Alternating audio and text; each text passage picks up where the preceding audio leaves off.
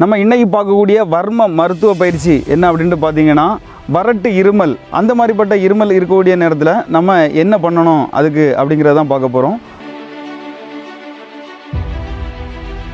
உருமி காலம் அப்படின்னு சொல்லுவாங்க. உருமி கால வர்மம் எதில் இருக்குது அப்படின்ட்டு பார்த்தீங்கன்னா, இப்போ நம்ம வயிற்று பகுதியில் தொப்புள் பகுதியிலேருந்து 4 விரல்கள் அளவுக்கு மேலே எடுத்துருக்கிறோம். இதுதான் உருமி காலம் அப்படின்னு சொல்லக்கூடிய வர்ம புள்ளி.